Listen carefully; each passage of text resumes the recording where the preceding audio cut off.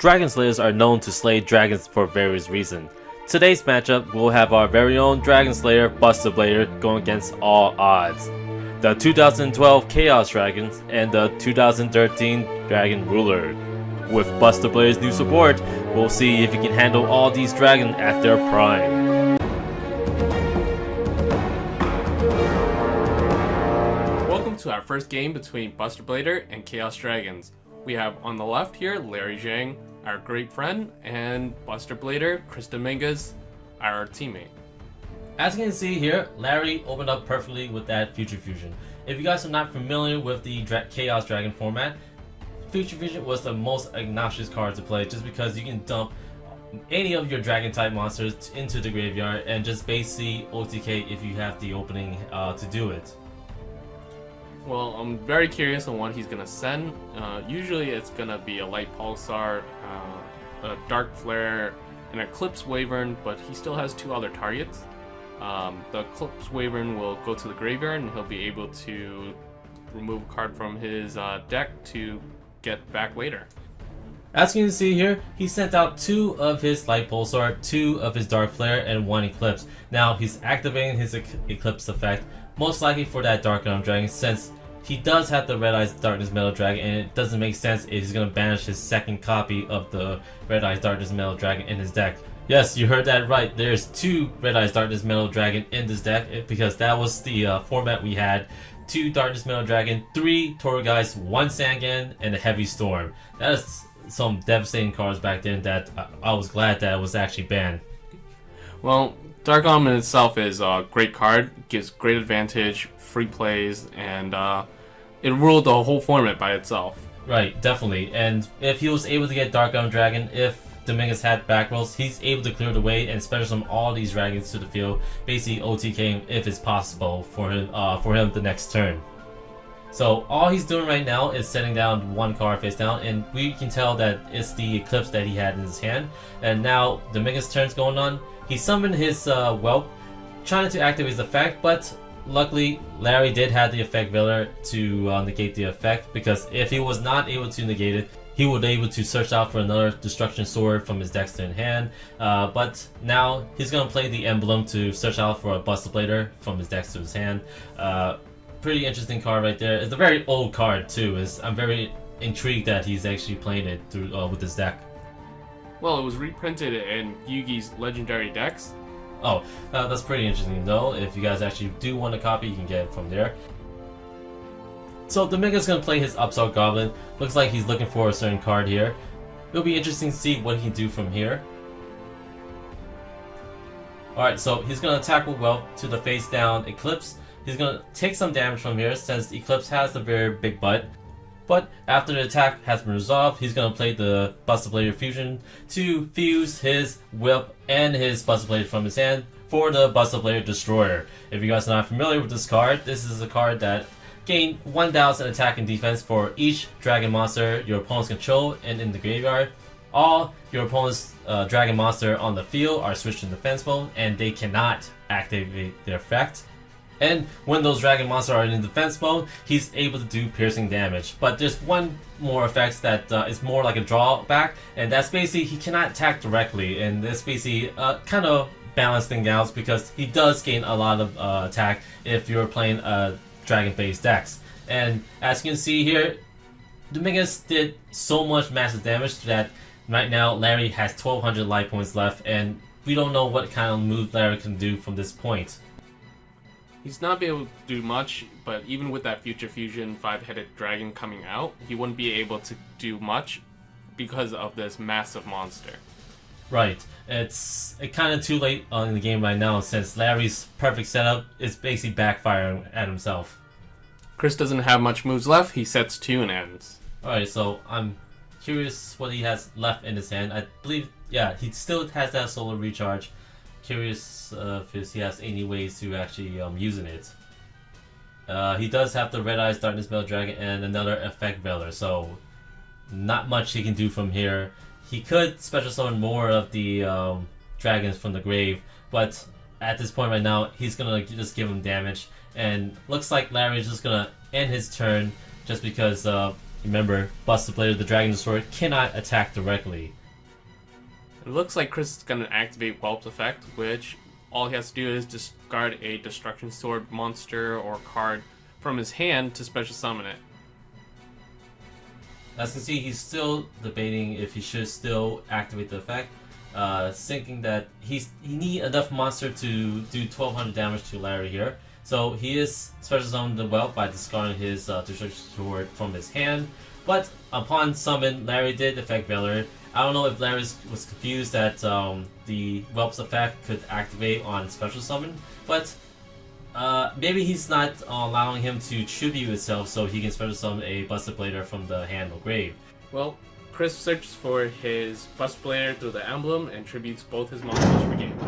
And now we have Buster Blader versus Dragon Rulers. This is a deck that I really hated so much because there was so unfair advantage coming from this deck. On the left hand side right now we have Alan Fogg, fellow team member, is playing the Dragon Ruler deck, and as you can see, he started with Gold Sarcophagus, banishing his blaster so he can add Burner. If you guys are not familiar with the Dragon Lure format, which you guys are considered lucky, Dragon Lures had baby version of himself that allowed them to special summon the big version of himself from the deck if you discard a dragon type or the same attribute of those baby dragon.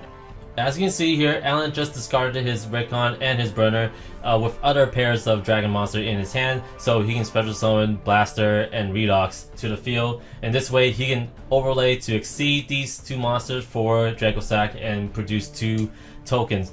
This is basically a pretty good defense, especially the first turn when you play Dragon Rulers, because it's very annoying to get rid of the Draco Sack, and this is why this card was over $100 back in the day. Well, there's probably a good reason why he went into the Draco Sack, and he doesn't have the back rows to support his field. Back in the day, in this format, we had 3 Vanities and Solemn Judgment, and that's 4 cards that would probably devastate this current format.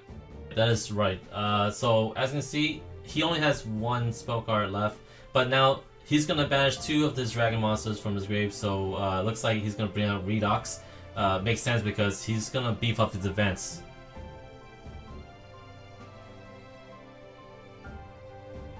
He's hesitating for some reason. I have no idea why.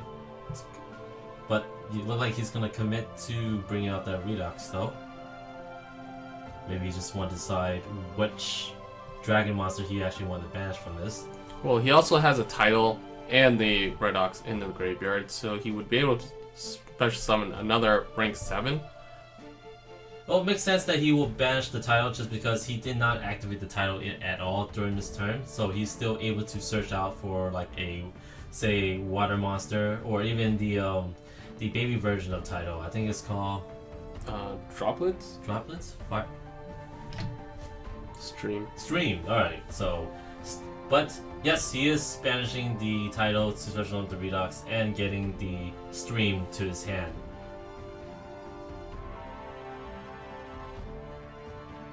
And he plays the Super Rejuvenation, such a great card that back in the day it just gave so much advantage. Just like Spellbook of Judgment, it's a quick play card, and since he's discarded at least minimum 4 cards, dragons, he'll be able to draw that many. So, right now, Alan has pretty good defense on his field and pretty good hand advantage as well. So, hopefully, the Miz can do something from here. And he's going to start out his turn by playing the Upstart Goblin.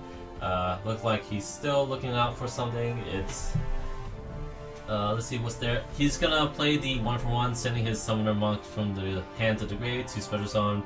Yep, my prediction was right. He's going to special summon the Whelp.